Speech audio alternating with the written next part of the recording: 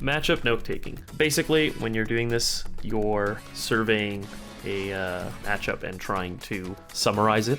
Like if you were to try and, off the top of your head, just start relaying information about a given matchup, it's going to be pretty hard. There's a lot of things to keep in mind. There's also going to be issues about how much experience you actually have in the matchup. There's only so much that you actually will know. There's also going to be aspects that are going to be pretty internalized or very subconsciously kept in mind, right? Things that you might not be able to put down on paper. For that aspect, I mean, you kind of got to try your best, but ultimately, you know, there's limitations to what we can do for matchup note-taking. So it's important to at least start with the understanding that when you do matchup note-taking, it's not going to be perfect, right? I wouldn't consider any of the matchup note-taking that I take to be perfect. And so, you know, it's always able to be revised. It's always able to be improved, but something is better than nothing, right? And ultimately, if you have something, you have details that you want to take down and put it on paper, then at least it's a starting point. And if you need to change later because, let's say you played the matchup out, maybe something was not quite as much of a priority, or maybe there's a way bigger issue, or maybe everything that you wrote is completely like the opposite of what you just experienced, then, you know, that's what the data will provide for you, the experience, right? And from there, then you can sort of change things up. We want to summarize or basically survey these matchups because we're trying to simplify the game plan against the character, make it a lot simpler than just all of these aspects at once. We want to be able to break it down so that we have a basic idea of what we're looking for, what we're looking to accomplish in the matchup. How do we win, right? You'll have a better grasp of the matchup the more that you play and study it. So for example, if you have a training partner and they play, you know, a particular character, the more that you play against them, the better that matchup will be there, because interactions can play out in several ways. Someone can use the same move, but based off of just the timing or the spacing or the character's positioning, you know, all sorts of factors, the interaction could play out completely different. Could be in their favor, could be in your favor, could be a trade or something, right? Generally, when you're going to be gaining information about a matchup, it's going to be through playing sets or matches or watching VODs of a matchup. You might even want to consider something like the frame data of the character as well too, because there's going to be aspects that are concrete in that sense, and frame data is probably the most concrete thing that there is because it's basically the law of how hitboxes and stuff work, right? That is at least your sort of basis, and then from there it's all of these things in action that will help you to... It's a balancing of all of these things intersecting. So outofshield.com, I've actually never seen this. Let me take a look at this. I'm just gonna pick random characters. Get punish options. Ooh, this is very cool. Yeah, so it's gonna show you a lot of information, which again, depending on how much you want to, you know, deep dive into frame data, if you're not super familiar with frame data, then this sort of, I guess, route might not be the most beneficial, but if you are someone who understands what the numbers are, it can kind of give you more definite limits. So for example, you know, if a move is -3 on shield and it says unpunishable when perfectly timed, then the implication of that is if you get hit for that, then you're just kind of gonna get owned if you try and swing with something that's too slow, right? Maybe if you were a Game & Watch, for example, who has like a frame 3 up out of shield, then this is something that is possible. Otherwise, you can learn a whole bunch about these sort of things. And the game has frame data and frame safety where there's options that are particularly safe or safest when executed perfectly, but oftentimes it's more so a ballpark average that becomes more relevant, because if someone misspaces their aerial and they land a little bit later than immediately on the next frame, then it's not going to be as safe. So a back air from Cloud can be -3 if it's perfectly timed, but with move staling or if they land a few frames late, then this move might become -6 on shield or something like that. I guess while we're on the topic of frame data here, there's also ultimate frame data.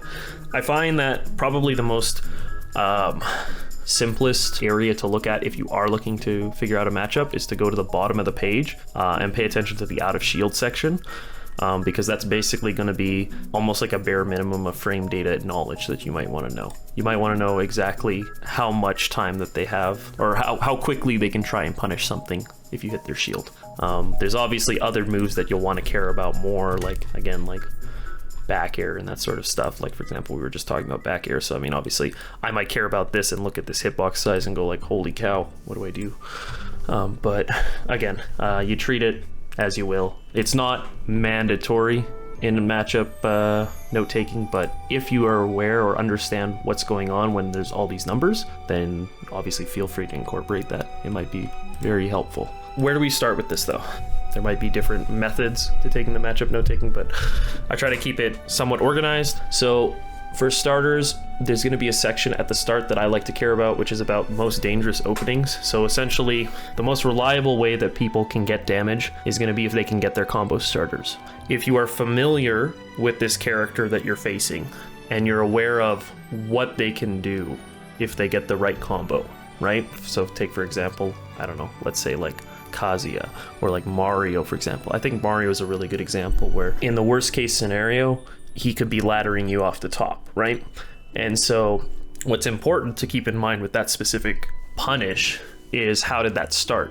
What was it that let them get this damage to begin with, right? So what move did they use? I will give an example of a particular matchup. I have a sample matchup note document, so I will swap to that when it's time, but you want to pay attention to their bread and butters, their kill confirms, for example, or anything that could really lead to like substantial damage. I find that that's just kind of like a good starting point because those are things that you're going to be watching out for. From here, then you may want to try and segment the state of play into the different phases of play. So what I mean by that is just break it down into neutral, advantage, disadvantage. Those are pretty much the three states of the game in which you need to have this for a competitive set to play out. There's lots of aspects that will come through in each of those that you need to try and pay attention to. But when you try and segment it into these three categories, it can be helpful to group characters based off of similar attributes, something that makes them like another character, right? So for example, something that I might do for myself when I'm thinking about particular matchups, I might be able to compare Luigi to Ganondorf, for example, in the sense that they're too slow, and so they sometimes have difficulty approaching for that reason. They don't have the same, say, move startup or ground speed as other characters might. Maybe I'll care about something like Luigi and Peach in terms of blunder-like combos. If you get put in a combo situation, the wrong one, then you're going to take enormous damage from either of them. Or maybe I might group it based off of a recovery type, right? Chrom and Ike, maybe like Cloud and Pyramithra is a similar sort of thing as well too. Or otherwise maybe a character that has a, super good recovery is just kind of like this other matchup. And the point is that you can apply it to these various areas of the game, and in doing so, this can sometimes help you draw from experience in other matchups. Gives you a chance to sort of think about where do you benefit if it was, a similar type of character, right? And that can just kind of be like your starting point. They're not perfectly transferable, of course, because the frame data will be different, right? There's going to be bigger disjoint or heavier moves on one character versus another. So ultimately you can't do one-to-one, but you can still treat them similarly to help you at least give you some sort of starting point. Something that helps you to narrow it down from there, and then you can try and differentiate what would make it specific to, I don't know, let's say Marth, right? Or specific to Diddy Kong. Most of the matchup note taking, in terms of when I want to take down notes and figure out what is it that I am looking to do, I'm usually going to revolve around the win condition. What is it going to take for me to win this set? What do I need to watch out for and try and achieve in my gameplay? If I do everything as planned, then in theory, that's going to give me like the best chance of winning. Do I have trouble remembering matchup notes when it comes to unfamiliar matchups, or I haven't played the matchup in a long time? I would say so, yeah. I mean, ultimately, you're not going to get to play this matchup, or you're not going to get to play all matchups all the time. There's going to be local matchups are the ones that you're going to play the most, but even so, if you're in a region with a lot of players, then, there's going to be quite a bit of variety. It's going to be hard to keep all of that in mind. And so basically the thing is with note taking, the inherent flaw in compiling your knowledge into, I guess, text or into notes is that it involves memorization, or basically recalling these things, right? So the issue with that, in the sense, is that if you don't remember these things at the right time, then the information basically doesn't exist, right? So that sounds kind of depressing, because then you're like, why would I bother taking notes in the first place? Or what would even be the alternative in the first place? The alternative is being able to internalize this. So whether that be actual memorization to the point that like you could recall all of this without having to worry about not playing it in a while, or whether that be having it reflect in your play naturally. So for example, if you care a lot about edge guarding or something like that in a given matchup, then you're intentionally going for that without even really having to dissect too much. That's sort of the end goal, and the note taking is that sort of step towards it. What helps you, again, summarize this information, bring it closer so that you can slowly incorporate it into a natural form. That's more or less what the note taking is for. The longer that these notes are, the harder it's going to be for you to keep it all in mind. But some people just work better that way, right? So it doesn't hurt to try out. It doesn't hurt to attempt to synthesize matchups in some degree and transfer it over. So I guess in my experience, to answer the question a bit more directly, there will be matchups where I will forget what's going on with the matchup notes. Although I will say that most matchups that are, I guess, unfamiliar, if I come across them, I will try and use something like grouping the characters on ones that are a little bit more similar, just to try and give myself some sort of basis, something that I will try and figure it out on. I'll think in my head what would be kind of like the most immediate danger to me, and then try and work it out from there. So that would probably be my move. So I mentioned most matchup note taking revolves around determining the win conditions. So if I were to break down win conditions and I wanted to break it down into what do you need to win the matchup? Do you need to edge guard well?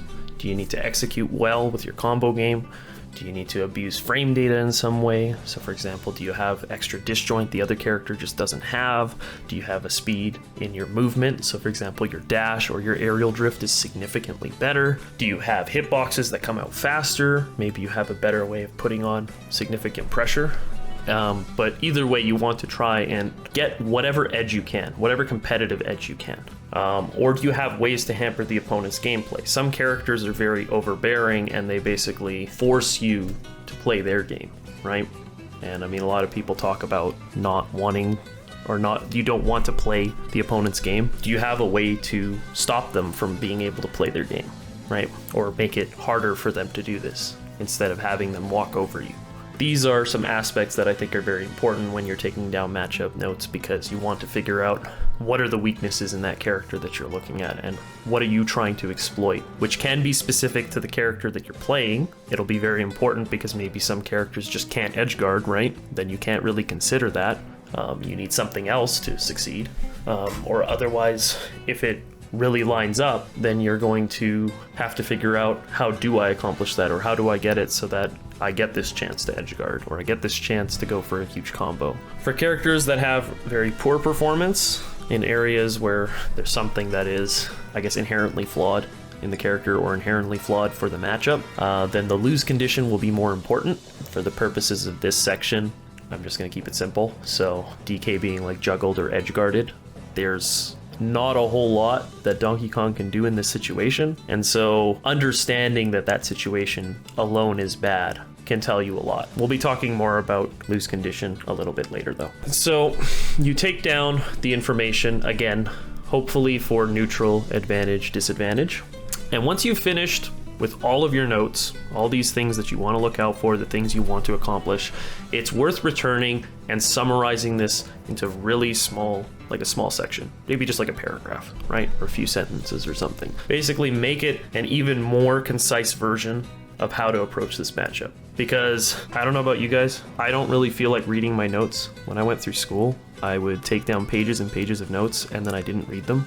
And it's because I was lazy. So, you know, if that's the case, then for me, it's a lot easier for me to read just a tiny entry instead of the entire page. If I want to read the entire page because I'm not understanding, then I can do that, right? But if I want to just jog my memory or something, a summary will do a really good job for that. Again, I mentioned before that the longer your notes, the harder it's going to be to have it all memorized, and generally subconscious play is what I would consider the preferred way to play in bracket. You don't have to spend too much time figuring out what to do because you already know what to do naturally. You have so much experience in the game, so much experience playing certain matchups, that you will just naturally go for certain options, avoid certain interactions or whatnot. You might know the mix-ups in between or the nuances. That will come from that experience, right? So that's the ideal situation. I mentioned at the very start, you can always rewrite or revisit your matchup notes, and that's pretty much the main takeaway too. You don't want to determine what you've written as the only way to view this matchup, right? There's always going to be more that you can learn. I will also say, as an extra point, you should watch other people play the matchup too, because they'll often use your character's tools in different ways. So if you end up watching like a top player rep of your character, they may be far better at the matchup than you are. Maybe in theory, this matchup is actually not that bad, or maybe it's even good for your character, but for some reason, it's just hard. Then you want to try and understand, what is it that this person is able to exploit? What is it that this person is able to do in this situation I have so much trouble against, or so much trouble in? Gives you opportunities to improve your own game plan. Also just very helpful to watch your own play to see what you're doing, because sometimes things fall through the cracks. You don't realize what it is exactly you're doing, and you might realize that you're going for, something that's super unsafe or super unwise for the situation at hand.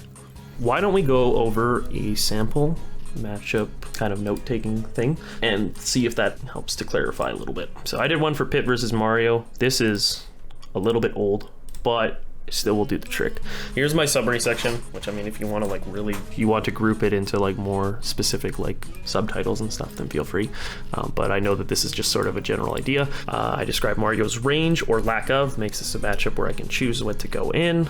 If I don't want to play CQC, so close quarters, then I can space Mario out when he approaches, but he does have very strong punishes, so I'm trying to avoid getting hit by setups and set up for an edge guard myself. This more or less is something that I still kind of hold in my head, in the sense where I'm very much thinking about stifling his combo game. So then what are his best combo tools? So I made it up air and grab. I might even be able to consider Nair, for example. I guess something that I didn't mention particularly for neutral, sometimes you want to consider your best moves in neutral for you. So for example, I picked down tilt, Nair, neutral B.